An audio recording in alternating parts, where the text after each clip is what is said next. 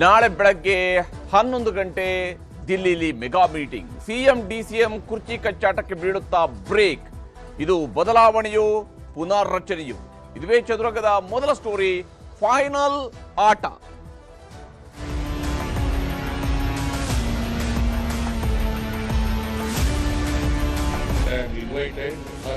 Right, Mr.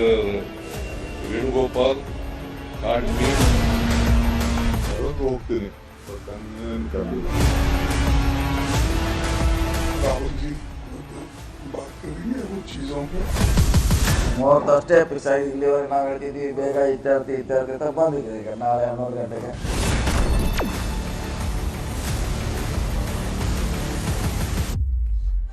ಮುಂಗಾರು ಮಳೆ ರಾಜ್ಯಕ್ಕೆ ಕಾಲಿಡುವ ಹೊತ್ತಲ್ಲೇ ರಾಜ್ಯದ ರಾಜಕಾರಣಕ್ಕೂ ಕೂಡ ಕಳೆದ 1 ವರ್ಷಗಳಿಂದ ನಡೀತಾ ಇದ್ದಂತಹ ಆ ಕುರ್ಚಿ ಕಚ್ಚಾಟಕ್ಕೂ ಕೂಡ ನಿವಾರಣೆಯ ಕಾಲ ಹತ್ರ ಬರುತ್ತಾ ಅನ್ನುವ ಕುತೂಹಲ ಇದ್ದೇ ಇದೆ. ಯಾಕಂದ್ರೆ ನಾಳೆ ಬೆಳಗ್ಗೆ 11 ಗಂಟೆಗೆ ಮುಹೂರ್ತ ಫಿಕ್ಸ್ ಆಗಿದೆ. ನಾಳೆ ಬೆಳಗ್ಗೆ 11 ಗಂಟೆಗೆ ನಡೆಯಲಿರುವಂತಹ ಅತ್ಯಂತ ಮಹತ್ವದ ದೆಹಲಿಯ ಮಾತುಕತೆಯಲ್ಲಿ ಕರ್ನಾಟಕದ ಕಾಂಗ್ರೆಸ್ನಲ್ಲಿ ನಡೀತಾ ಇರುವ ಕುರ್ಚಿ ಕಚ್ಚಾಟಕ್ಕೆ ಅಂತಿಮವಾದಂತಹ ಉತ್ತರಗಳು ಸಿಗ್ತವ? ಈ ಕುತೂಹಲ ಈಗ ಎಲ್ಲೆಡೆಯೂ ಕೂಡ ಗರಿಗೆದರಿಯುವಂಥದ್ದು. ಸಿಎಂ ಕುರ್ಚಿ ಕಚ್ಚಾಟದ ಕ್ಲೈಮ್ಯಾಕ್ಸ್ ನಾಳೆ ನಿರ್ಧಾರ ಆಗುವಂಥದ್ದಿದೆ. ಮುಖ್ಯಮಂತ್ರಿಯವರ ಕುರ್ಚಿ ಕಚ್ಚಾಟಕ್ಕೆ ಕ್ಲೈಮ್ಯಾಕ್ಸ್ ನಿಗದಿಯಾಗಿದೆ. ಸಿಎಂಗೆ ಹೈಕಮಾಂಡ್ ಬುಲಾವ್ ಕೊಟ್ಟಿದೆ. ನಾಳೆಯೇ ಸಭೆ ನಿಗದಿಯಾಗಿದೆ. ಶಿವಕುಮಾರ್ ಅವರು ಕೂಡ ದೆಹಲಿಗೆ ಹೋಗ್ತಾ ಇದ್ದಾರೆ. ಆದರೆ ಅವರು ಒಂದು ಸ್ಪಷ್ಟಪಡಿಸಿದ್ದಾರೆ, ನಾನು ನಿನ್ನ ಕರೆದಿಲ್ಲ, ಕರೆದ್ರೆ ಹೋಗ್ತೀನಿ ಅಂತ ಹೇಳಿದ್ದಾರೆ. ಈಗೆಲ್ಲವೂ ಕೂಡ ಸಸ್ಪೆನ್ಸ್ ಆಗಿದೆ. ದೆಹಲಿ ಮಟ್ಟದಲ್ಲಿ ನಡೀತಾ ಇರುವಂತಹ ಪ್ರಯತ್ನಗಳು, ಸಂಪುಟ ಪುನರ್ರಚನೆಗೆ ಮುಖ್ಯಮಂತ್ರಿಯವರು ತಯಾರಿಯನ್ನು ಮಾಡ್ಕೊಂಡಿದ್ದಾರೆ. ಕೈ ಬಿಡುವ ಸಚಿವರುಗಳು, ಸೇರಿಸಿಕೊಳ್ಳುವ ಶಾಸಕರ ಪಟ್ಟಿಯೂ ಕೂಡ ಬಹುತೇಕ ರೆಡಿಯಾದಂತಿದೆ. ಆದರೆ ಕೈ ಬಿಡುವ ಸಚಿವರುಗಳ ಪಟ್ಟಿಯನ್ನ ಮುಖ್ಯಮಂತ್ರಿಯವರು ಒಬ್ಬರೇ ಕೊಟ್ಟರು ಸಾಕಾಗಬಹುದೋ ಏನೋ ಗೊತ್ತಿಲ್ಲ. ಆದರೆ ಶಾಸಕರಲ್ಲಿ ಯಾರಿಗೆಲ್ಲ ಮಣೆ ಹಾಕಬೇಕಾದಂಥದ್ದಿದೆ ಅನ್ನುವಂತಹ ಪಟ್ಟಿ ದೆಹಲಿಗೆ ಹೋಯ್ತು ಅಂತ ಹೇಳಿ ಆದರೆ ಆಗ ಪಕ್ಕದಲ್ಲಿ ಶಿವಕುಮಾರ್ ಅವರು ಕೂಡ ಇರಲೇಬೇಕಂತೆ. ಯಾಕಂದ್ರೆ ಅವರು PCCಯ ಅಧ್ಯಕ್ಷರು, ಪ್ರದೇಶ್ ಕಾಂಗ್ರೆಸ್ನ ಅಧ್ಯಕ್ಷರು. ಹಾಗಾಗಿ ಏಕಾಏಕಿ ಸಂಪುಟ ಪುನರ್ರಚನೆಗೆ ಒಪ್ಪಿಗೆ ಸಿಕ್ಬಿಡುತ್ತಾ? ಒಂದೇ ದಿವಸದಲ್ಲಿ ಎಲ್ಲವೂ ಕೂಡ ಆಗೋಗ್ಬಿಡುತ್ತಾ? ಅಥವಾ ಬೇರೆನೇನೋ ಇದೆಯಾ? ಈ ಕುತೂಹಲ ಸದ್ಯಕ್ಕೆ ದೆಹಲಿಯ ರಾಜಕಾರಣದಲ್ಲಿ, ಕರ್ನಾಟಕದ ರಾಜಕಾರಣ ಏನು ದೆಹಲಿಗೆ ಶಿಫ್ಟ್ ಆಗ್ತಾ ಇದೆ, ಅದರಲ್ಲಿ ಈಗ ಕುತೂಹಲ ಮಾಡಿರುವಂಥದ್ದು. ಸಿಎಂಗೆ ಬುಲಾವ್ ಕೊಟ್ಟಿದೆ ಹೈಕಮಾಂಡ್. ಮುಖ್ಯಮಂತ್ರಿಯವರನ್ನ ಯಾಕೆ ಕರೆದಿದ್ದಾರೆ, ಯಾವ ವಿಷಯವನ್ನು ಚರ್ಚಿಸೋದಕ್ಕೆ ಕರೆದಿದ್ದಾರೆ ಸ್ಪಷ್ಟತೆ ಇಲ್ಲ. ಆದರೆ ಮುಖ್ಯಮಂತ್ರಿಯವರಿಗೆ ಬುಲಾವ್ ಅಂತೂ ಸಿಕ್ಕಿದೆ. ಕಾಂಗ್ರೆಸ್ನೊಳಗಿನ ಬಹುನಿರೀಕ್ಷಿತ ಬುಲಾವ್ ಬಂದೇ ಬಿಡ್ತು. ನಾವು ಬಹುತೇಕ 15 ದಿವಸದ ಹಿಂದೆ ಹೇಳಿದ್ವಿ, ಮೇ ತಿಂಗಳ 25ನೇ ತಾರೀಕಿನಂದು ಅವ್ರಿಗೆ ದೆಹಲಿಗೆ ಕರೀಬಹುದು ಅಂತೇಳಿ. 25 ಕಳೆದು 26ನೇ ತಾರೀಕಿನಂದು ಈಗ ಅವರು ದೆಹಲಿಗೆ ಹೋಗುವಂಥದ್ದು ಕನ್ಫರ್ಮ್ ಆಗಿದೆ. ಮುಖ್ಯಮಂತ್ರಿಯವರನ್ನ ದೆಹಲಿಗೆ ಕರೆಯಲಾಗಿದೆ. ಅಲ್ಲಿ ಸಿಎಂ ಸಿದ್ದರಾಮಯ್ಯನವರಿಗೆ ಹೈಕಮಾಂಡ್ ಅವರು ಕೊಟ್ಟಿರುವಂತಹ ಬುಲಾವ್ ಬಹಳ ಮಹತ್ವವನ್ನು ಪಡ್ಕೊಂಡಿದೆ. ಸಿದ್ದರಾಮಯ್ಯನವರನ್ನ ರಾಹುಲ್ ಗಾಂಧಿ ಅವರು ಕರೀತಾರೆ ಅನ್ನುವಂಥದ್ರ ಬಗ್ಗೆ ನಾವು ಹಿಂದೆನೇ ಹೇಳಿದ್ವಿ, ಯಾವ ರೀತಿಯಲ್ಲಿ ಈ ಒಂದು ಪ್ರಕ್ರಿಯೆ ನಡೀತಾ ಇದೆ ಅಂತ ಹೇಳಿ.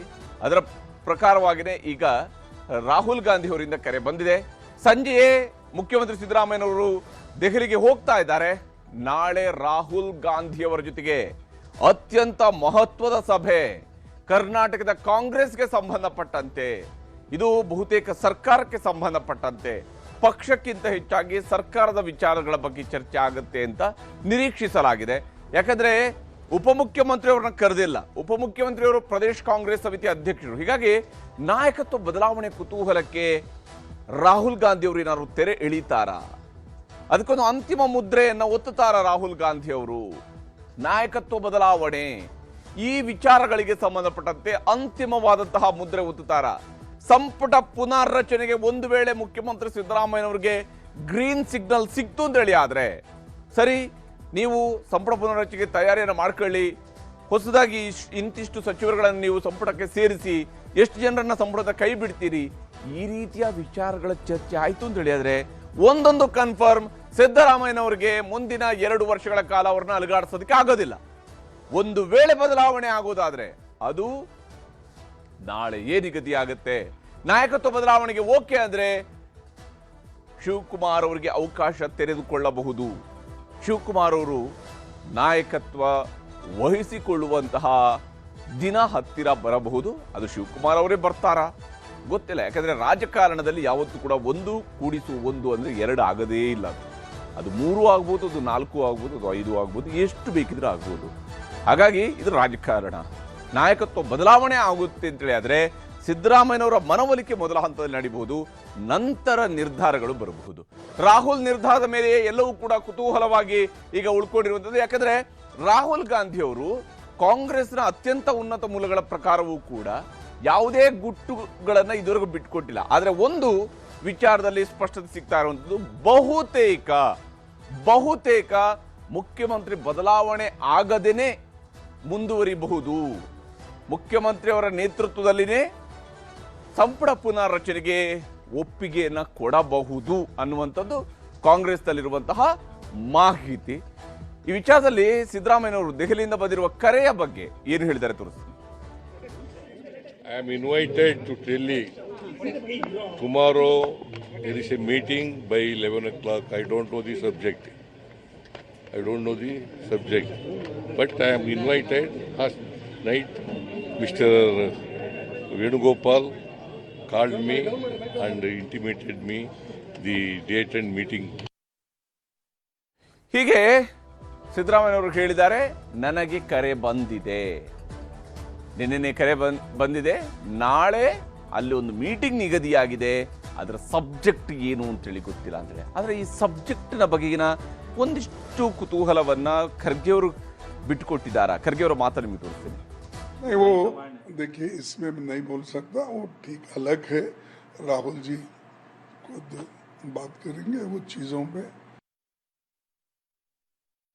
ಅಂದ್ರೆ ಇಲ್ಲಿ ಮಲ್ಲಿಕಾರ್ಜುನ ಖರ್ಗೆ ಅವರು ಹೇಳ್ತಿದ್ದಾರೆ, ರಾಹುಲ್ ಗಾಂಧಿ ಅವರು ಮಾತನಾಡ್ತಾರೆ ಸಿದ್ದರಾಮಯ್ಯನವರ ಜೊತೆಗೆ, ಅದು ಬೇರೆ ವಿಚಾರ ಅಂತ ಹೇಳ್ತಾರೆ. ಯಾವ ವಿಷಯ ಹಾಗಾದ್ರೆ?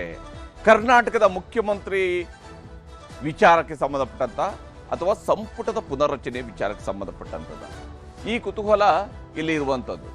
ಈಗಾಗಲೇ ಕೇವಲ ಸಿದ್ದರಾಮಯ್ಯನವರು ಹೋಗ್ತಾ ಇಲ್ಲ, ಸಿದ್ದರಾಮಯ್ಯನವರ ಜೊತೆಗೆ ಅವರ ಸಂಪುಟದ ಸಹೋದ್ಯೋಗಿಗಳು ಹೋಗ್ತಿದ್ದಾರೆ, ಹಿರಿಯ ಸಹೋದ್ಯೋಗಿಗಳು ಹೋಗ್ತಾ ಇದ್ದಾರೆ. ಇಲ್ಲಿ ಗಮನಿಸಬೇಕಾಗಿರುವಂಥದ್ದು, ಕಾಂಗ್ರೆಸ್ನ ಒಳಗಡೆ ನಿರ್ಧಾರಗಳಾದಾಗ ಕರ್ನಾಟಕದ ರಾಜಕಾರಣದ ಬಗೆಗಿನ ಬಹುತೇಕ ನಿರ್ಧಾರಗಳಾದಾಗ ಹಿರಿಯ ನಾಯಕರುಗಳನ್ನು ಕರೆಸಿಕೊಂಡು ನಿರ್ಧಾರಗಳನ್ನು ಮಾಡಿದ್ದಿತ್ತು. ಹೀಗಾಗಿ ಹಿರಿಯ ಸಚಿವರು ದೆಹಲಿಗೆ ಪ್ರಯಾಣಿಸ್ತಾ ಇರೋದು ಕೂಡ ಈ ಹಂತದಲ್ಲಿ ಮಹತ್ವವನ್ನು ಪಡ್ಕೊಳ್ಳುತ್ತೆ. ನಾನಾ ಅಂಶಗಳು ಇದರ ಜೊತೆಗೆ ಸಾಗ್ತಾ ಇದೆ. ಡಾಕ್ಟರ್ ಜಿ ಪರಮೇಶ್ವರ್ ಅವರು ಹೋಗ್ತಾ ಇದ್ದಾರೆ, ಡಾಕ್ಟರ್ ಎಸ್ ಸಿ ಮಹದೇವಪ್ಪ ಅವರು ಕೂಡ ದೆಹಲಿಗೆ ಹೋಗ್ತಾ ಇದ್ದಾರೆ ಮುಖ್ಯಮಂತ್ರಿಯವರ ಜೊತೆಗೆ. ಮುಖ್ಯಮಂತ್ರಿಯವರು ಹೋಗ್ತಾ ಇರುವ ಸಂದರ್ಭದಲ್ಲಿ ಇವರು ಹೋಗ್ತಾ ಇರುವಂತವರು. ಹಾಗೆಯೇ ಸಚಿವರಾಗಿರುವಂತಹ ಭೈರತಿ ಸುರೇಶ್ ಅವರು ಹೋಗ್ತಿದ್ದಾರೆ, ಹಿರಿಯ ಶಾಸಕರಾಗಿರುವ ಅಶೋಕ್ ಪಟ್ಟಣ ಅವರು ಹೋಗ್ತಿದ್ದಾರೆ, ಮುಖ್ಯಮಂತ್ರಿಯವರ ಕಾನೂನು ಸಲಹೆಗಾರ ಎಸ್ ಪೊನ್ನಣ್ಣ ಅವರು ಕೂಡ ದೆಹಲಿಗೆ ತೆರಳಲಿದ್ದಾರೆ, ಮುಖ್ಯಮಂತ್ರಿಯವರ ಜೊತೆಗೆ ಹೋಗಲಿದ್ದಾರೆ. ಹಾಗಾಗಿ ದೆಹಲಿಯಲ್ಲಿ ಏನು ಚರ್ಚೆ ಆಗತ್ತೆ, ಇದು ಕುತೂಹಲ. ಸಿದ್ದರಾಮಯ್ಯ ಹಾಗೂ ರಾಹುಲ್ ಗಾಂಧಿ ಅವರ ಮೀಟಿಂಗ್ನ ಅಜೆಂಡಾದ ಬಗ್ಗೆಯೂ ಕೂಡ ಬಹಳಷ್ಟು ಚರ್ಚೆಗಳು ನಡೀತಾ ಇದ್ದಾವೆ. ಅದರಲ್ಲಿ ರಾಜ್ಯಸಭೆಯ 4 ಸ್ಥಾನಗಳಿಗೆ ಚುನಾವಣೆ ವಿಚಾರವೂ ಕೂಡ ಸೇರಿಕೊಂಡಿರಬಹುದು. ಕರ್ನಾಟಕದಿಂದ 4 ಸ್ಥಾನಗಳಲ್ಲಿ 3 ಸ್ಥಾನವನ್ನು ಗೆಲ್ಲುವಂತಹ ಅವಕಾಶ ಕಾಂಗ್ರೆಸ್ಗೆ ಇರೋದ್ರಿಂದಾಗಿ ಈ ವಿಚಾರದ ಬಗ್ಗೆ ಚರ್ಚೆ ನಡೀಬಹುದು. ಮಲ್ಲಿಕಾರ್ಜುನ ಖರ್ಗೆ ಅವರ ಸ್ಥಾನವನ್ನ ಫಿಕ್ಸ್ ಮಾಡೋದ್ರ ಬಗ್ಗೆ, ಅವರನ್ನೇನೆ ಮುಂದುವರಿಸೋದ್ರ ಬಗ್ಗೆ ಬಹುತೇಕ ನಿರ್ಧಾರ ಆಗತ್ತೆ. ಅದರಲ್ಲಿ ಬದಲಾವಣೆಗಳು ಆಗೋದಿಲ್ಲ. ಯಾಕಂದ್ರೆ ಅವರು AICC ಅಧ್ಯಕ್ಷರು ಕೂಡ ಆಗಿರೋದ್ರಿಂದಾಗಿ ಅವರನ್ನ ರಾಜ್ಯಸಭೆಗೆ ಮತ್ತೊಮ್ಮೆ ಪುನರಾಯ್ಕೆ ಮಾಡಬಹುದು. ಉಳಿದ 3 ಯಾರಿಗೆ ಅನ್ನುವಂತಹ ಲೆಕ್ಕಾಚಾರವಿದೆ. ಅದರಲ್ಲಿ 2 ಸೀಟನ್ನು ಗೆಲ್ಲುವಂತಹ ಅವಕಾಶ ಕಾಂಗ್ರೆಸ್ಗೆ ಇರುತ್ತೆ. ಹಾಗಾಗಿ ಆ 2 ಸೀಟ್ ಯಾರಿಗೆ ಅಂತೇಳಿ. ಆದರೆ ಕೇವಲ ರಾಜ್ಯಸಭೆ ಚುನಾವಣೆಯ ವಿಚಾರಕ್ಕೆ ಮಾತ್ರ ಕೇವಲ ಸಿದ್ದರಾಮಯ್ಯನವರ ಜೊತೆಗೆ ಚರ್ಚೆ ಅಸಾಧ್ಯ. ಯಾಕಂದ್ರೆ ರಾಜ್ಯಸಭೆಯ ಚುನಾವಣೆಯ ವಿಚಾರಕ್ಕೆ ಬಂದಾಗ ಅಫ್ಕೋರ್ಸ್ ರಾಜ್ಯಸಭಾ ಸದಸ್ಯರನ್ನು ಆಯ್ಕೆ ಮಾಡುವಂಥದ್ದು CLP ಮೆಂಬರ್ಸ್, ಅಂದರೆ ಕಾಂಗ್ರೆಸ್ ಶಾಸಕಾಂಗ ಪಕ್ಷದ ಸದಸ್ಯರುಗಳು ಆಯ್ಕೆ ಮಾಡುವಂಥದ್ದು, ಅಂದರೆ ಶಾಸಕರು ಆಯ್ಕೆ ಮಾಡುವಂಥದ್ದು, ರಾಜ್ಯಸಭಾ ಸದಸ್ಯರ ವೋಟಿಂಗ್ ಇರುವಂಥದ್ದು. CLP ಲೀಡರ್ ಆಗಿರುವಂತಹ ಸಿದ್ದರಾಮಯ್ಯನವರನ್ನು ಕರೆಯುವುದು ಸಹಜನೇ. ಆದರೆ ಇಂತಹ ಚುನಾವಣೆ ವಿಚಾರ ಮಾತ್ರವೇ ಆಗಿದ್ರೆ ಅಲ್ಲಿ ಒಂದು ಕರೆ ಶಿವಕುಮಾರ್ ಅವ್ರಿಗೂ ಕೂಡ ಹೋಗ್ತಾ ಇತ್ತು, ಶಿವಕುಮಾರ್ ಅವ್ರಿಗೂ ಕೂಡ ಬರ್ತಾ ಇತ್ತು, ಶಿವಕುಮಾರ್ ಅವ್ರನ್ನು ಕೂಡ ಕರೆಸ್ಕೊಳ್ಳುವಂತಹ ಸಾಧ್ಯತೆ ಇತ್ತು. ರಾಜ್ಯಸಭೆಗೆ ಯಾರನ್ನ ಸೇರಿಸಬೇಕು ಅನ್ನೋದ್ರ ಬಗ್ಗೆ ಚರ್ಚೆ ಆಗಬಹುದು, ಯಾರನ್ನ ಕಳಿಸ್ಬೇಕು ಅನ್ನೋದ್ರ ಬಗ್ಗೆ ಚರ್ಚೆ ನಡೆಯಬಹುದು. ಕರ್ನಾಟಕದಿಂದ ಯಾರನ್ನ ಕಳಿಸ್ಬೇಕು ಅಂತ ಹೇಳೋದ್ರ ಬಗ್ಗೆ ಚರ್ಚೆಗಳು ನಡೆಯಬಹುದು. ಹೀಗಾಗಿ ಸಿದ್ದರಾಮಯ್ಯನವರು ಹಾಗೂ ರಾಹುಲ್ ಗಾಂಧಿಯವರ ಸಭೆ ಈ ನಿಟ್ಟಿನಲ್ಲಿ ಮಹತ್ವವನ್ನು ಪಡ್ಕೊಂಡಿದೆ. ಹಾಗೆ MLC ಚುನಾವಣೆ ವಿಚಾರದಲ್ಲೂ ಕೂಡ ಖಾಲಿಯಾಗುವ MLC ಸ್ಥಾನಗಳಿಗೆ ಆಯ್ಕೆ ಪ್ರಕ್ರಿಯೆಗಳ ಬಗ್ಗೆಯೂ ಕೂಡ ಇಲ್ಲಿ ಚರ್ಚೆಗಳು ನಡೆಯಬಹುದು. ಅಂದರೆ ಇದು ಈಗ ನಮ್ಮ ಕಣ್ಣೆದುರಿಗೆ ಘೋಷಣೆಯಾಗಿರುವ 2 ಚುನಾವಣೆ ಇರೋದ್ರಿಂದಾಗಿ ಆ 2 ಚುನಾವಣೆಯ ಬಗ್ಗೆ ಇವರು ಚರ್ಚಿಸ್ತಾರೆ ಅನ್ನುವ ಒಂದು ಮಾಹಿತಿ ಅಷ್ಟೇನೆ. ಆದರೆ ನಿಜಕ್ಕೂ MLC ಮತ್ತು ರಾಜ್ಯಸಭಾ ಚುನಾವಣೆಯ ವಿಚಾರಕ್ಕೆ ಸಂಬಂಧಪಟ್ಟಂತೆ ಚರ್ಚೆ ಆಗೋದಿದ್ರೆ ಆಗ ಅದು ಸಿದ್ದರಾಮಯ್ಯನವರ ಜೊತೆಗೆ ಒಬ್ಬರ ಜೊತೆಗೆ ಮಾತ್ರ 1-to-1 ಮೀಟಿಂಗ್ ಆಗುವಂಥ ಸಾಧ್ಯತೆ ಕಡಿಮೆ ಇದೆ. ಆದರೆ ಇದು ಒಂದು ಭಾಗವಾಗಿ ಚರ್ಚೆ ಆಗಬಹುದು. MLCಯಲ್ಲಿ ನಾವು ಮ್ಯಾಕ್ಸಿಮಮ್ ಗೆಲ್ಲಬೇಕು, ರಾಜ್ಯಸಭೆಯಲ್ಲಿ ಇರುವಂಥ ಅವಕಾಶಗಳನ್ನು ಬಳಸಿಕೊಂಡು 3ಕ್ಕೆ 3 ಸ್ಥಾನ ಗೆಲ್ಲಬೇಕು, 4ರಲ್ಲಿ 3 ಸ್ಥಾನ ನಮ್ಮದಾಗಬೇಕು. ಈ ನಿಟ್ಟಿನಲ್ಲಿ ಚರ್ಚೆಗಳು ಮಾಡಬಹುದು. ಖಾಲಿಯಾಗುವಂಥ MLC ಸ್ಥಾನಗಳ ಆಯ್ಕೆಯ ಬಗ್ಗೆಯೂ ಕೂಡ ಚರ್ಚೆ ಆಗಬಹುದು. ಖಾಲಿಯಾಗುವ 7 ಸ್ಥಾನಗಳ ಪೈಕಿ ಕಾಂಗ್ರೆಸ್ಗೆ 5 ಸ್ಥಾನಗಳನ್ನು ಗೆಲ್ಲುವ ಅವಕಾಶ ಇದೆ. ಆ ಮೂಲಕ ಮೇಲ್ಮನೆಯಲ್ಲಿ ಬಹುಮತವನ್ನು ಕೂಡ ಕಾಂಗ್ರೆಸ್ ಪಡ್ಕೊಳ್ಳಲಿದೆ. ಈ ಕಾರಣಕ್ಕೆ ಆ ಒಂದು ಪ್ಲಾನ್ ಅನ್ನು ಮಾಡ್ಕೋಬಹುದು. ಬಿಜೆಪಿ JDS ನವರು ಮೈತ್ರಿ 2 ಸ್ಥಾನಗಳನ್ನು ಗೆಲ್ಲುವಷ್ಟು ಶಾಸಕ ಬಲ ಅವ್ರಿಗಿರುವಂಥದ್ದು. BK ಹರಿಪ್ರಸಾದ್ ಅವ್ರನ್ನ ಮುಂದುವರಿಸೋದ್ರ ಬಗ್ಗೆಯೂ ಕೂಡ ಚರ್ಚೆಗಳು ನಡೀಬಹುದು.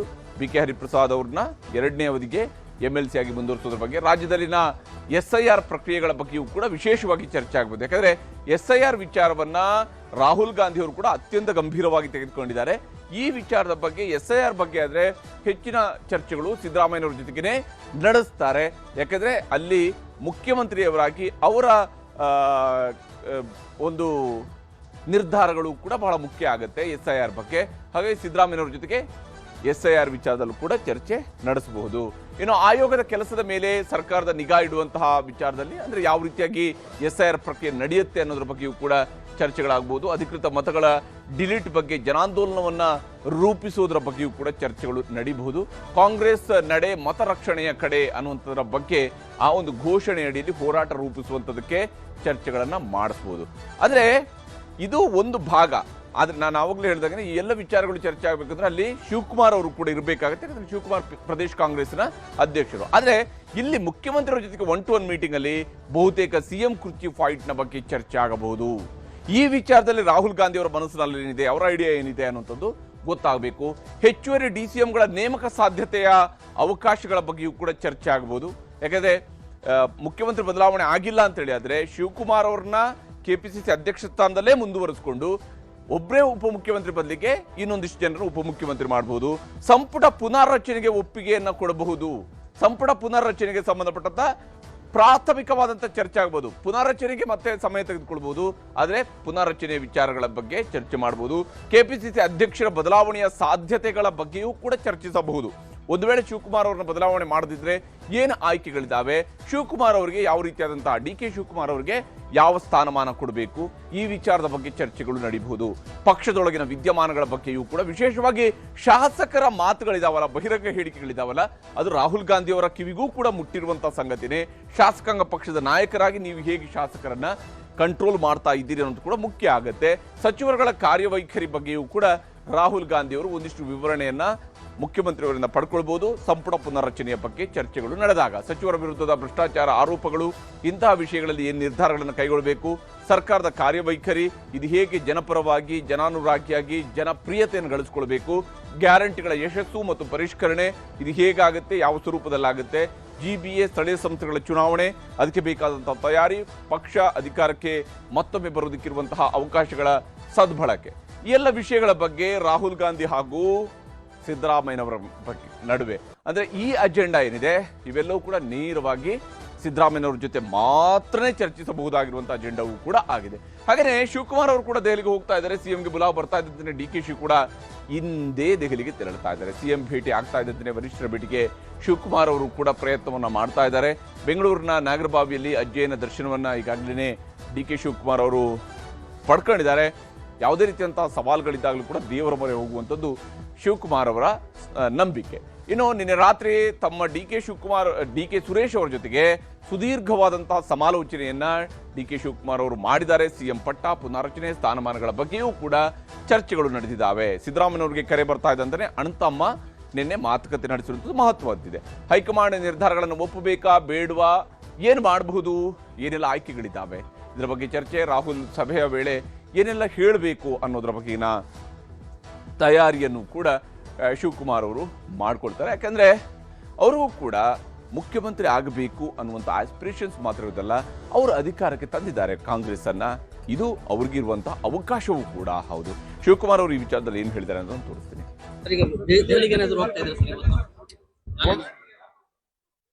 ಕೆಲವು ಸಂದರ್ಭದಲ್ಲಿ ಹೋಗ್ಬೇಕಾಗ್ತದೆ, ಹೋಗ್ತಾ ಇದ್ದೀನಿ. ಹೀಗೆ ಮೊದಲು ನನಗೇನು ಕರೆ ಬಂದಿಲ್ಲ, ಕರೆ ಬಂದರಷ್ಟೇ ಹೋಗ್ತೀನಿ ಅಂತ ಹೇಳಿದಂತಹ ಶಿವಕುಮಾರ್ ಅವರು ಕೆಲವೊಂದು ಸಂದರ್ಭದಲ್ಲಿ ಹೋಗಬೇಕಾಗತ್ತೆ ಅನ್ನುವಂಥ ಅಂಶವನ್ನು ಹೇಳೋದ್ರ ಮೂಲಕವಾಗಿ ಕುತೂಹಲವನ್ನು ಉಳಿಸ್ಕೊಂಡಿದ್ದಾರೆ. ಅವರು ಕೂಡ ದೆಹಲಿಗೆ ಹೋಗ್ತಾ ಇದ್ದಾರೆ. ಇಬ್ಬರ ನಡುವಿನ ಈ ಕುರ್ಚಿ ಆಟ, ಈ ಫೈನಲ್ ಆಟದಲ್ಲಿ ಏನಾಗುತ್ತೆ ಅನ್ನೋದನ್ನ, ಗೃಹಲಕ್ಷ್ಮಿ ಗೃಹಜ್ಯೋತಿ ಗ್ಯಾರಂಟಿಗಳಿಗೆ ಬೀಳುತ್ತಾ ಕತ್ತರಿ. ಪರಿಷ್ಕರಣೆ ಆದರೆ ಯಾರಿಗೆಲ್ಲ ಗ್ಯಾರಂಟಿ ಸಿಗೋದಿಲ್ಲ, ಅನಧಿಕೃತ ಫಲಾನುಭವಿಗಳಿಗೆ ಬಿತ್ತು ಬ್ರೇಕ್. ಇದುವೇ ಚದುರಂಗದ ಎರಡನೇ ಸ್ಟೋರಿ, ಗ್ಯಾರಂಟಿಗೆ ಕತ್ತರಿ.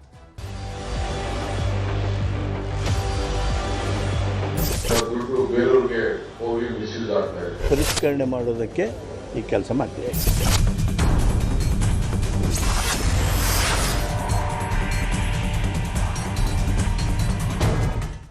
ಗ್ಯಾರಂಟಿಗಳ ಭರವಸೆಯ ಸರ್ಕಾರ ಅಧಿಕಾರಕ್ಕೆ ಬಂದು 3 ವರ್ಷ ತುಂಬಿದೆ. ಬಹುತೇಕ ಗ್ಯಾರಂಟಿ ಸ್ಕೀಮ್ಗಳು ಜಾರಿಗೊಂಡು 2.25 ವರ್ಷದಿಂದ 3 ವರ್ಷ ಆಗ್ತಾ ಬರುತ್ತೆ ಜೂನ್ ತಿಂಗಳಿಗೆ. ಹೀಗಾಗಿ ಈಗ ಗ್ಯಾರಂಟಿಗಳ ಪರಿಷ್ಕರಣೆಗೆ ರಾಜ್ಯ ಸರ್ಕಾರ ಮುಂದಾಗಿದೆ. ಹಾಗಾದ್ರೆ ಯಾವ ಉದ್ದೇಶ ಸರ್ಕಾರದ್ದು ಅನ್ನೋದನ್ನ ಗಮನಿಸಬೇಕು. ಗ್ಯಾರಂಟಿಗಳ ಪರಿಷ್ಕರಣೆಗೆ ರಾಜ್ಯ ಸರ್ಕಾರ ಈಗ ಮುಂದಾಗ್ತಾ ಇದೆ. ಗ್ಯಾರಂಟಿ ಯೋಜನೆಗಳು ಕಾಂಗ್ರೆಸ್ನ ಪಾಲಿಗೆ ಈಗಿನ ಟ್ರೇಡ್ ಮಾರ್ಕ್ಗಳು. ಹೀಗಾಗಿ ಗೃಹಲಕ್ಷ್ಮಿ ಗೃಹಜ್ಯೋತಿಯ ಪರಿಷ್ಕರಣೆಗೆ ಸಿದ್ಧತೆ ಮಾಡಿಕೊಳ್ಳಲಾಗಿದೆ. ಫಲಾನುಭವಿಗಳಿಗೆ ಶುರುವಾಗಿದೆ ಡಿಲೀಟ್ ಭಯ. ಯಾಕಂದ್ರೆ ಕೆಲವರು ಈ ಗ್ಯಾರಂಟಿ ಯೋಜನೆಗಳನ್ನ ದುರ್ಬಳಕೆ ಮಾಡಿಕೊಳ್ತಾ ಇದ್ದಾರೆ, ಅಥವಾ ಅಸಲಿ ಫಲಾನುಭವಿಗಳ ಜೊತೆಗೆ ನಕಲಿ ಫಲಾನುಭವಿಗಳು ಕೂಡ ಸೇರ್ಕೊಂಡಿದ್ದಾರೆ ಅನ್ನುವಂತಹ ಆರೋಪಗಳು ಕೇಳಿ ಬರ್ತಾನೆ ಇದ್ದಾವೆ. ಈ ವಿಚಾರದಲ್ಲಿ ಈಗ ಸರ್ಕಾರ ಕಡೆಗೂ ಪರಿಷ್ಕರಣೆಯ ಕಡೆಗೆ ಮುಂದಾಗ್ತಾ ಇದೆ.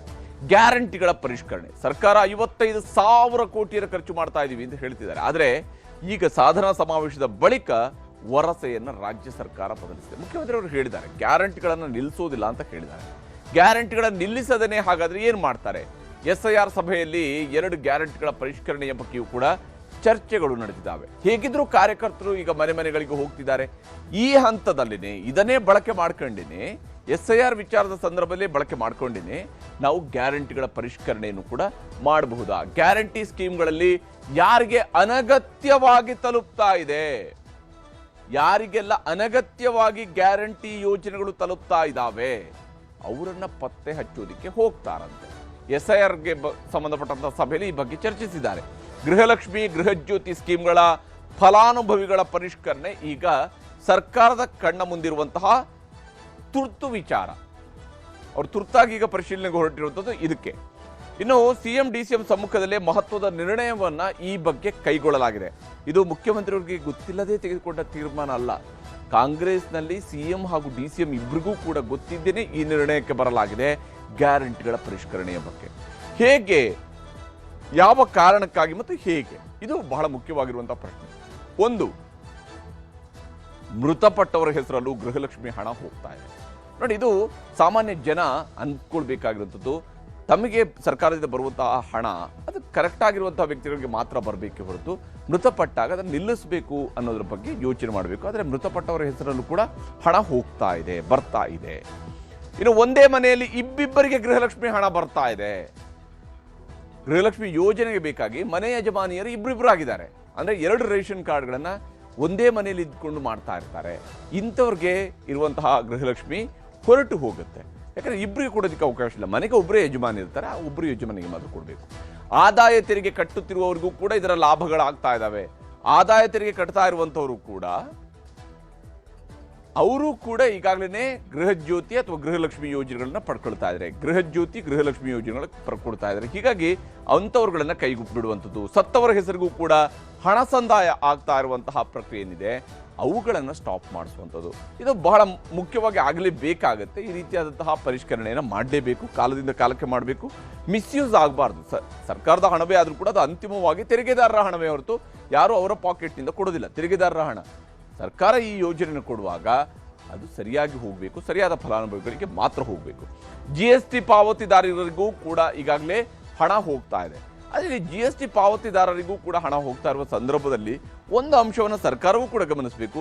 ಅತ್ಯಂತ ಸಣ್ಣ ಸಣ್ಣ ಬಿಸ್ನೆಸ್ ಮಾಡ್ತಾ ಇರುವಂಥವರಲ್ಲೂ ಕೂಡ GST ಹೋಲ್ಡರ್ಸ್ ಇರ್ತಾರೆ. ಅವರನ್ನು ನೀವು ಇದರ ವ್ಯಾಪ್ತಿಯಿಂದ ಹೇಗೆ ಹೊರಗಡೆ ಇರ್ತೀರಿ? ತುಂಬ ಸಣ್ಣ ಬಿಸ್ನೆಸ್ ಮಾಡ್ತಾ ಇರುವಂಥವರು ಕೂಡ GST ಪಾವತಿದಾರರಾಗಿದ್ದಾಗ ಹೇಗೆ ಅವರನ್ನ ಈ ಸ್ಕೀಮಿನಿಂದ ಸಂಪೂರ್ಣವಾಗಿ ಹೊರಗಿಡ್ತೀರಿ ಅನ್ನೋದನ್ನು ಸರ್ಕಾರವೂ ಕೂಡ ಹೇಳಬೇಕು. ಅನೇಕ ಹಳ್ಳಿಗಳಿಗೆ ಹೋದಾಗ ನಮ್ಮ ಅನುಭವಕ್ಕೆ ಬಂದಿರುವಂಥ ವಿಚಾರದಲ್ಲಿ ಇದು ಕೂಡ ಒಂದು GST ಪಾವತಿದಾರರು ಅನ್ನೋ ಕಾರಣಕ್ಕಾಗಿ ಅನೇಕರಿಗೆ ಈ ಯೋಜನೆಯ ಫಲ ಸಿಗ್ತಾ ಇಲ್ಲ. ಅದೇ ಸರ್ಕಾರ ಹೇಳ್ಬೋದು, ಇಲ್ಲ ಅವ್ರ ಹತ್ರ ಹಣ ಚಲಾವಣೆಯಲ್ಲಿರುತ್ತೆ, ಹಾಗಾಗಿ ನಾವು ಕೊಡೋದಿಲ್ಲ ಅಂತ ಹೇಳೋದು. ಸುಮಾರು 100 ಕೋಟಿ ರೂಪಾಯಿಯಷ್ಟು ದುರ್ಬಳಕೆ ಆಗ್ತಾ ಇದೆ. 100 ಕೋಟಿ ರೂಪಾಯಿ ಅಂದರೆ 55,000 ಕೋಟಿ ರೂಪಾಯಿಲಿ ಹತ್ರ 100 ಕೋಟಿಯಷ್ಟು ಹಣ ದುರ್ಬಳಕೆ ಆಗ್ತಾ ಇದೆ, ಅನರ್ಹ ಫಲಾನುಭವಿಗಳಿಗೆ ಹೋಗ್ತಾ ಇದೆ. ಈ ನಿಟ್ಟಿನಲ್ಲಿ ಇಂತಹ ಅನರ್ಹರನ್ನು ಕೈಬಿಡೋದು ಸರ್ಕಾರದ ಮುಂದಿರುವ ಪ್ರಥಮ ಆದ್ಯತೆ ಆಗಿದೆ. ಈ ವಿಚಾರದಲ್ಲಿ ಉಪಮುಖ್ಯಮಂತ್ರಿಯವರು ಹಾಗೂ ಕಾನೂನು ಸಚಿವರಿಗೆ ಇನ್ನು ಮಾತಾಡಿದ್ದಾರೆ ಅನ್ನೋದು ನಿಮ್ಗೆ ತೋರಿಸ್ತೀನಿ. 100 ಕೋಟಿ ರೂಪಾಯಿ ಅಷ್ಟು ಯಾರು ಗ್ಯಾರಂಟಿ ತೆಗೆದುಕೊಳ್ತಾ ಇದ್ರು ಅವರು ಎಲ್ಲ ತೀರ್ಕೊಂಡಿದ್ದಾರೆ. ಆ ತೀರ್ಕೊಂಡಿದ್ದಂಥ ಸಂದರ್ಭದಲ್ಲಿ ಆ ದುಡ್ಡು ಬೇರೆಯವ್ರಿಗೆ ಹೋಗಿ ಮಿಸ್ಯೂಸ್ ಆಗ್ತಾ ಇದೆ, ಅದು ದಾಖಲೆ ಬಂದಿದೆ. ಎರಡನೇದು, ಆ ಟೈಮಲ್ಲಿ ನಾವು ಚೆಕ್ ಮಾಡೋದು, ಆ ಟೆಲಿಫೋನ್ ನಂಬರ್ಸ್ ಎಲ್ಲ ಯಾರ್ಯಾರೋ ಕೊಟ್ಬಿಟ್ಟಿದ್ದಾರೆ. ಸೊ ನಮಗೆ ಸರಿಯಾದ ಫಲಾನುಭವಿಗಳಿಗೆ ತಲುಪಿದ್ಯಾ, ತಲುಪ್ತಾ ಇಲ್ವಾ ಅನ್ನೋದು ಕೂಡ ನಮಗೆ ಮುಖ್ಯವಾದಂತ ವಿಚಾರ. ಈ ವಿಚಾರದಲ್ಲಿ ನಾವು ಅದನ್ನ ಮತ್ತೆ ಅವರಿಗೆ ನಿಮ್ಮ ದಾಖಲೆಗಳನ್ನ ಸರಿಯಾದ ರೀತಿಯಲ್ಲಿ ಕೊಡಿ ಅಂತ ಕೇಳಲಿಕ್ಕೆ ಈಗಾಗಲೇ ಚರ್ಚೆ ಅನೇಕ ಸಲಹೆಗಳು ಬಂದಿದೆ. ಗ್ಯಾರಂಟಿಗಳ ಪರಿಷ್ಕರಣೆ ಯಾಕೆ ಭಾಳ ಮಹತ್ವದ್ದಾಗುತ್ತಂದರೆ ಭಾಳ ಜನ ಒಂದು ರೀತಿ ಭಯಭೀತರಾಗ್ಯಾರ. SIRದೊಳಗೆ ಅವ್ರು ಹೋಗಿಬಿಡ್ತು ಅಂದ್ರೆ ಗ್ಯಾರಂಟಿ ನಿಲ್ತದ ಅಂಥೇಳಿ.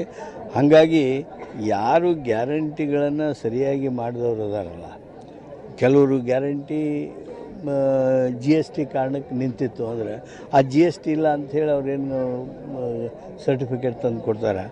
ಅಂಥವು ಏನು ಉಳಿದಾವು ಅವನ್ನ ಪರಿಷ್ಕರಣೆ ಮಾಡೋದಕ್ಕೆ ಈ ಕೆಲಸ ಮಾಡ್ತೀವಿ. ಹಾಗಾದರೆ ಈ ರೀತಿಯಾದಂತಹ ಪರಿಷ್ಕರಣೆಗೆ ಸರ್ಕಾರ ಮುಂದಾಗ್ತಾ ಇರುವ ಸಂದರ್ಭದಲ್ಲಿ ನಾವು ಗ್ಯಾರಂಟಿಗೆ ಇರುವ ಲೆಕ್ಕಗಳನ್ನು ನೋಡಬೇಕು. ಗ್ಯಾರಂಟಿಗಳ ಈವರೆಗೆ 1.36 ಲಕ್ಷ ಕೋಟಿ ರೂಪಾಯಿಯ ಹಣವನ್ನು ರಾಜ್ಯ ಸರ್ಕಾರ ಖರ್ಚು ಮಾಡಿದೆ. ರಾಜ್ಯ ಸರ್ಕಾರ 1.36 ಲಕ್ಷ ಕೋಟಿ ರೂಪಾಯಿಯನ್ನು ಖರ್ಚು ಮಾಡಿದೆ. ಇದರಲ್ಲಿ ಫಲಾನುಭವಿಗಳ ಸಂಖ್ಯೆ 1.24 ಕೋಟಿಯಷ್ಟು ಫಲಾನುಭವಿಗಳೇ ಇದ್ದಾರೆ. 1.24 ಕೋಟಿಯಷ್ಟು ಫಲಾನುಭವಿಗಳು ಗೃಹಲಕ್ಷ್ಮಿ ಯೋಜನೆಗೆ ಒಂದಕ್ಕೆ ಇದ್ದಾರೆ.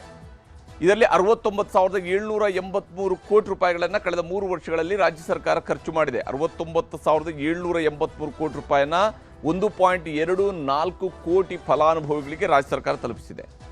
ಇನ್ನು ಗೃಹ ಜ್ಯೋತಿಯಲ್ಲಿ 1.64 ಕೋಟಿ ರೂಪಾಯಿಯಷ್ಟು ಮನೆಗಳಿಗೆ ವಿದ್ಯುತ್ ಫ್ರೀ ಕೊಡಲಾಗ್ತಾ ಇದೆ. ಅಂದರೆ ಇದು ನಗರ ಪ್ರದೇಶಗಳಲ್ಲಿ, ಹಳ್ಳಿಲಿ ಮನೆ ಇರುತ್ತೆ, ನಗರ ಪ್ರದೇಶದಲ್ಲಿ ಬಾಡಿಗೆ ಮನೆ ಇರ್ಬೋದು, ಅಂತಹ ಮನೆಗಳಿಗೂ ಕೂಡ ಇದು ಅನ್ವಯ ಆಗೋದ್ರಿಂದಾಗಿ ಇಲ್ಲಿ ಲೆಕ್ಕ ಜಾಸ್ತಿ ಆಗುತ್ತೆ. 1.64 ಕೋಟಿಗೆ ಏರಿಕೆ ಆಗುತ್ತೆ. ಇದಕ್ಕಾಗಿ ಸರ್ಕಾರ ಮಾಡಿರುವ ಖರ್ಚು 26,115 ಕೋಟಿ ರೂಪಾಯಿಗಳು. 26,115 ಕೋಟಿ ರೂಪಾಯಿಗಳನ್ನು ಗೃಹ ಜ್ಯೋತಿ ಯೋಜನೆಗೆ ಸರ್ಕಾರ ಖರ್ಚು ಮಾಡಿದೆ. ಇನ್ನು ಅನ್ನಭಾಗ್ಯ ಯೋಜನೆ ಅಡಿಯಲ್ಲಿರುವಂತಹ ಫಲಾನುಭವಿಗಳ ಸಂಖ್ಯೆಯನ್ನು ನೋಡ್ತಾ ಹೋದಾಗ 1.17 ಕೋಟಿ ಜನ ಇದ್ದಾರೆ. 1.17 ಕೋಟಿ ಜನ ಅನ್ನಭಾಗ್ಯ ಯೋಜನೆಯ ಫಲಾನುಭವಿಗಳು ಇದ್ದಾರೆ. ಆಗಿರುವ ವೆಚ್ಚ 18,897 ಕೋಟಿ ರೂಪಾಯಿ. 10 kg ಅಕ್ಕಿಯನ್ನು ಕೊಡುವಂತಹ ಯೋಜನೆ ಇದು. ಇದರಲ್ಲಿ 1.17 ಕೋಟಿ ಫಲಾನುಭವಿಗಳು ಇದ್ದಾರೆ. ಇನ್ನು ಶಕ್ತಿ ಯೋಜನೆಯ ಫಲಾನುಭವಿಗಳ ಸಂಖ್ಯೆ 726 ಕೋಟಿ ಪ್ರಯಾಣಗಳಾಗಿದ್ದಾವೆ. ಅಂದರೆ ಇದು ಒಟ್ಟು ಫಲಾನುಭವಿಗಳು ಇರೋದ್ರಿಂದಾಗಿ ಇದರಲ್ಲಿ ಒಂದು ಮನೆಯಲ್ಲಿ 2 ಮಹಿಳೆಯರು 3 ಮಹಿಳೆಯರಿಗಾದರೂ ಕೂಡ ಪ್ರಯಾಣಕ್ಕೆ ಅವಕಾಶಗಳಿರೋದ್ರಿಂದಾಗಿ ಇಲ್ಲಿ ಒಟ್ಟು 726 ಕೋಟಿ ರೂಪಾಯಿಯಷ್ಟು ಪ್ರಯಾಣಗಳು ಆಗಿದ್ದಾವೆ. ಅಷ್ಟು ಬಳಕೆ ಆಗಿದೆ. 18,943 ಕೋಟಿ ರೂಪಾಯಿಯನ್ನು ರಾಜ್ಯ ಸರ್ಕಾರ ಇದಕ್ಕಾಗಿ ಖರ್ಚು ಮಾಡಿದೆ. ಹೀಗೆ ಇನ್ನು ಯುವ ನಿಧಿ ಯೋಜನೆಯಲ್ಲಿ 3.38 ಲಕ್ಷ ಫಲಾನುಭವಿಗಳನ್ನು ಈಗಾಗಲೇ ತಮ್ಮ ಹೆಸರುಗಳನ್ನು ಯುವ ನಿಧಿಗೆ ನೋಂದಾವಣೆ ಮಾಡ್ಕೊಂಡಿದ್ದಾರೆ. ಇದು 950 ಕೋಟಿ ರೂಪಾಯಿಯಷ್ಟು ಖರ್ಚನ್ನು ರಾಜ್ಯ ಸರ್ಕಾರದ ಮೇಲೆ ತಂದಿಟ್ಟಿರುವಂತಹ ಯೋಜನೆ. ಆದರೆ ಯಾವಾಗ ಸರ್ಕಾರ ಪರಿಷ್ಕರಣೆ ಬಗ್ಗೆ ಮಾತಾಡ್ತೋ ಪ್ರತಿಪಕ್ಷ ನಾಯಕ ಆರ್ ಅಶೋಕ್ ಅವರು ಸರ್ಕಾರದ ವಿರುದ್ಧ ವಾಗ್ದಾಳಿಯನ್ನು ನಡೆಸಿದ್ದಾರೆ. ನಾಟಕ ಅಷ್ಟೇ, ಕಳ್ನಾಟಕ ಅಂತಾರಲ್ಲ, ನಾಟಕ ಬೇರೆ ಕಳ್ನಾಟಕ ಬೇರೆ. ಇವ್ರು ಕಳ್ನಾಟಕ ಆಡ್ತಾರೆ, ಅದು ನಿರಂತರ ಪ್ರಕ್ರಿಯೆ. ಅದು ಸ್ವಾತಂತ್ರ್ಯ ಬಂದಾಗಿಂದನೂ ಕೂಡ 75 ವರ್ಷದಲ್ಲಿ ಸತ್ತೋರ್ನೆಲ್ಲ ತೆಗೆಯೋದು ನಿರಂತರ, ಪ್ರತಿ ತಿಂಗಳು ಪ್ರತಿದಿನ ತೆಗಿತಾನೆ ಇರ್ತಾರೆ. ಸರ್ಕಾರ ಪಾಪರಾಗಿ ಸರಿಯಾಗಿ ರೇಷನ್ ಕೊಡೋಕ್ಕೆ ಯೋಗ್ಯತೆ ಇಲ್ಲದೆ, ಗ್ಯಾರಂಟಿಗಳು ಕೊಡೋಕ್ಕೆ ಹಣ ಇಲ್ಲದೆ ಒಂದಲ್ಲ ಒಂದು ಸಬೂಬುಗಳನ್ನು ಹುಡುಕ್ತಾ ಇದ್ದಾರೆ. ಗ್ಯಾರಂಟಿ ಕಡಿಮೆ ಮಾಡಬೇಕು ಅಂತ ಡೈರೆಕ್ಷನ್ಸ್ ಎಲ್ಲ ಅಧಿಕಾರಿಗಳಿಗೂ ಡೈರೆಕ್ಷನ್ ಕೊಟ್ಟಿದ್ದಾರೆ. ಹೀಗೆ ಇಲ್ಲಿ ಆರೋಪಗಳು ಏನೇ ಇದ್ರೂ ಕೂಡ ಅನರ್ಹರಿದ್ದಾಗ ಅವ್ರನ್ನ ಪರಿಶೀಲನೆ ಮಾಡುವುದು, ಅವರ ಪರಿಷ್ಕರಣೆಗೆ ಒಳಪಡಿಸುವಂಥದ್ದು ಸಹಜನೇ. ಆದರೆ ಸರ್ಕಾರ ಗ್ಯಾರಂಟಿಗಳನ್ನು ಕೂಡ ಕಾಲಕ್ಕೆ ಒದಗಿಸುವಂಥದ್ದು ಅಷ್ಟೇ ಮುಖ್ಯ.